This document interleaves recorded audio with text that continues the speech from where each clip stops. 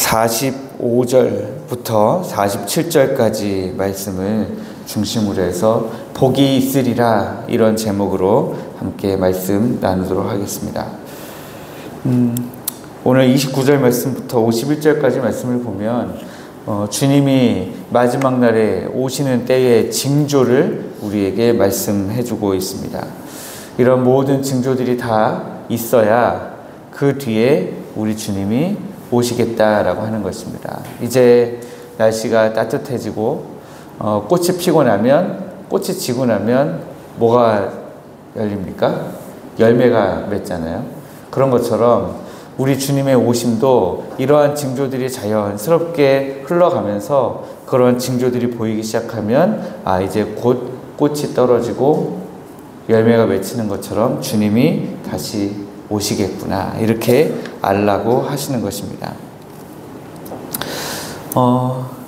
주님이 다시 오시는 날에 어떤 사람들은 그 날이 참 무서운 날이 될 수도 있습니다. 그날에 어떤 사람들은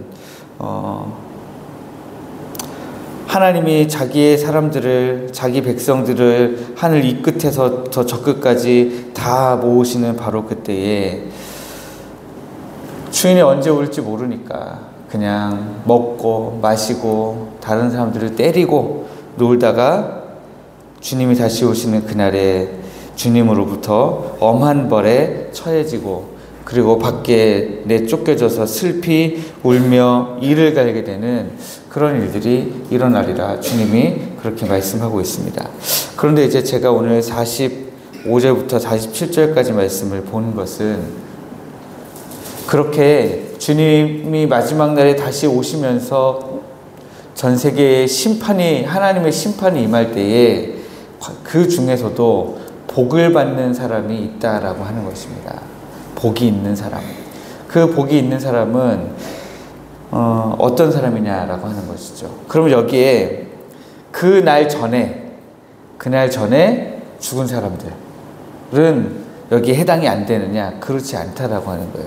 우리가 어떤 삶을 살고 주님이 오시기 전에 먼저 자게 되든지 간에 그 주님이 다시 자기의 백성들을 모으시는 그날에 자던 사람들도 다 일어나서 똑같이 하나님 앞에서 충성된 종이었느냐, 충성되지 못한 악하고 게으른 종이었느냐라고 심판을 받게 된다라고 하는 것입니다.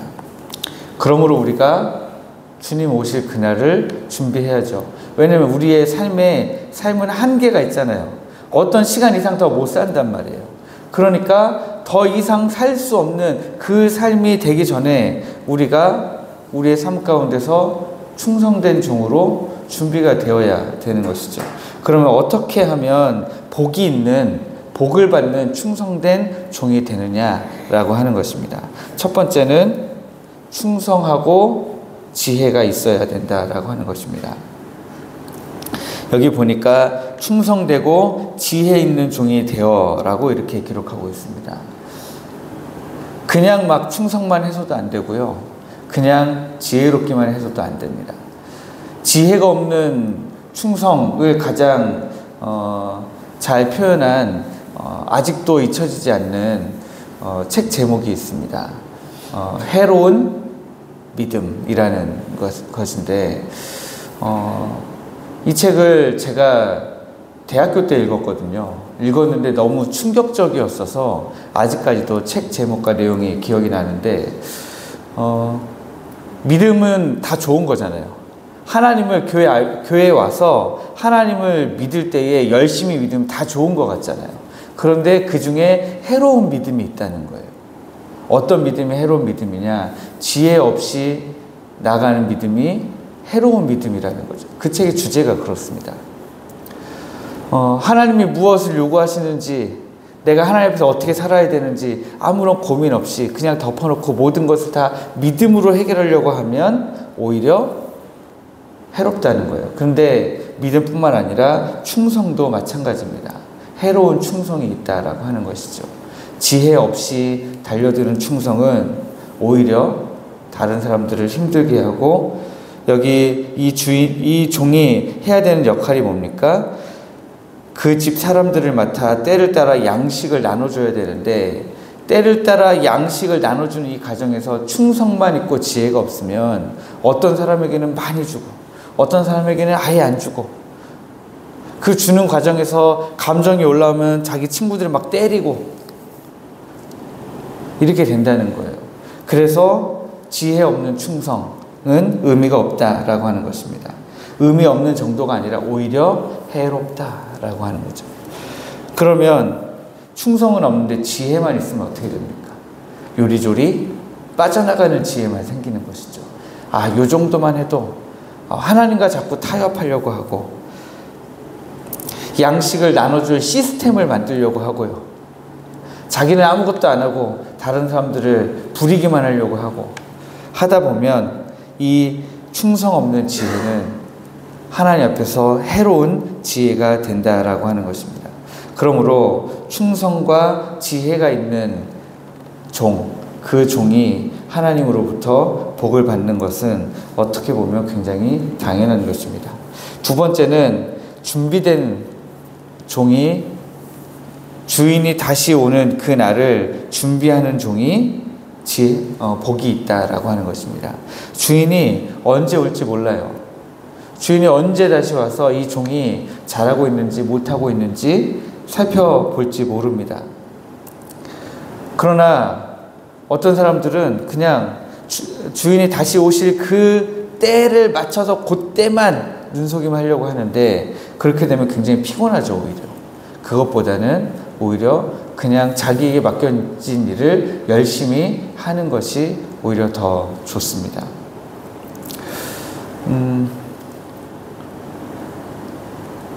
제가 일을 하다 보면 선교사로서 일을 할 때 어떤 분들은, 제가 선교사로서 일을 할 때가 아니라 제가 아프리카에 1년 동안 단기 선교를 나간 적이 있었습니다. 근데 거기 가서 보니까 어떤 선교사님들은, 이런 영업 비밀을 말씀드려도 되는지 모르겠습니다만, 저는 그러지 않았으니까 말씀드리는 거긴 한데, 어떤 분은 집이 두 채가 있었어요. 한 채는 되게 좋은 집, 아프리카에서도 좋은 집이 있습니다. 네. 그리고 한 집은 되게 험한 집이 있어요. 그래서 이 집을 어떻게 사용하냐면, 평상시에는 좋은 집에 살아요. 그런데 아프리카니까 한국에서 손님들이 많이 안 갈 거잖아요. 한국에서 손님들이 오면 험한 집에 가서 살아요. 손님들이 온다고 하면 딱 거기 가서 있습니다. 그런데 아무리 그래도 한국에서 가신 분들 보면 알죠. 살림을 지금 살고 있는 집인지 안 살고 있는 집인지. 근데 그분은 스트레스가 엄청 많았어요. 그 선교사님은. 왜? 어떻게든 눈속임을 해야 되니까요. 처음부터 적당한 집을 그냥 골라서 그냥 열심히 살고 있으면 되는데, 그게 안 되다 보니까 스트레스를 많이 받았습니다. 한국에서 손님들이 정한 시간에 온다고 해도 스트레스가 되고요. 그 시간을 잘 준비하기가 힘들어요.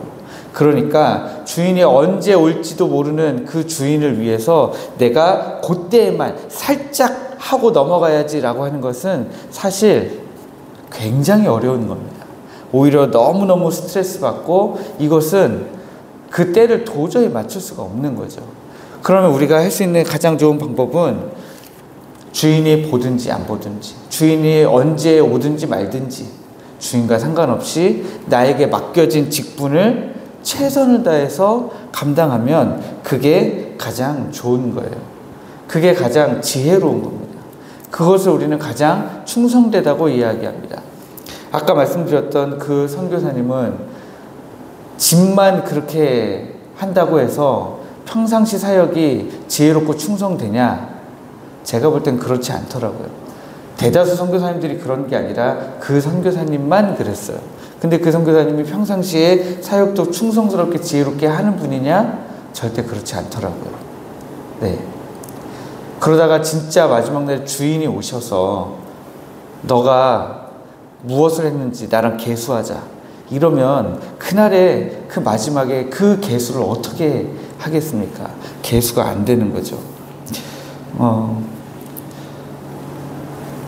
우리가 오늘 예배를 시작하면서 찬송가 두 곡을 불렀는데, 하나님 우리에게 복을 주옵소서 그렇게 찬양했잖아요. 근데 그 복이 언제 오느냐? 우리가 정말 복 받기를 원하는데 그 복이라는 것이 때로는 우리가 생각한 것과는 굉장히 다르게 주어진다라고 하는 것입니다. 우리가 예를 들어서 종이 이렇게 충성되고 지혜로워서 복을 받는다 그러면 어떤 복을 받으면 좋겠습니까? 어떤 복을 받으면 좋겠어요? 여러분들이 주인의 집에서 양식을 맡아서 때를 따라 그 집 사람들에게 나눠주는 임무를 맡았어요. 그런데 주인이 마지막 날이 올 때까지 충성되고 지혜롭게 열심히 일했습니다. 그래서 주인이 야 정말 잘하였다, 내가 이제 복을 주겠노라 하고 복을 준다면 어떤 복을 주면 좋겠어요? 이 종이 받은 복은 놀랍게도 47절에 보니까 그의 모든 소유를 그에게 맡기리라 이렇게 되어 있습니다. 주인이 그의 모든 소유를 그에게 맡긴대요. 이 말은 주인의 모든 소유를 이 종에게 다 준다는 얘기입니까? 아니죠. 주인의 양식만을 받아서 그 집 사람들에게 나눠주고 있었는데 이제는 충성되고 지혜롭게 일했으니까 주인의 모든 소유에 대해서 관리자 역할을 맡기신다는 거예요. 그러면 이 종은 복을 받은 겁니까? 복을 안 받은 겁니까? 일이 더 많아졌는데요. 일이 더 많아졌어요. 이게 좋은 게 아니잖아요. 더 힘들어졌어요. 더 머리가 아파졌습니다. 그런데 하늘나라에서는 이게 복이에요. 그러니까 우리가 생각하는 복과는 좀 다르죠. 주인이 올 때까지 충성되고 지혜롭게 일했으면 그 다음에 좀 저기 휴가를 한 1년 동안 보내준다든지 뭔가 좀 훨씬 자유롭게 해준다든지 완전히 일에서 놓여지게 한다든지 그 뭔가 충성되고 지혜롭게 열심히 일한 보상이 우리는 있어야 된다고 생각하잖아요. 그런데 하나님의 나라에서는 그것이 아니라 일을 더 맡기시는 거예요. 하나님의 주시는 능력이 우리 가운데 임했을 때에 우리가 그 하나님 주신 은혜와 능력을 가지고 열심히 충성되이 지혜롭게 일을 합니다. 그럼 하나님이 거기에 더 많은 능력을 부어주셔서 더 많은 일들을 하게 하실 때 그것을 하나님은 복을 주셨다 그렇게 얘기하신다는 거예요. 여러분 그러면 복 받고 싶으세요? 그래도 복 받고 싶으세요? 더 많이 일하셔야 되는데. 네. 여러분은 어떤 복을 추구하고 계십니까? 저는 여러분들이 하나님의 나라에서 정말 충성되고 지혜로운 종으로 열심히 하나님의 말씀에 따라 순종하시고 그로 말미암아서 하나님이 더 많은 일들을 여러분들에게 맡기시는 복이 있으시기를 주님의 이름으로 축복합니다. 우리 주님께 인정받는 복된 삶을 살아가시는 우리 성도님들 되시기를 주님의 이름으로 축복합니다.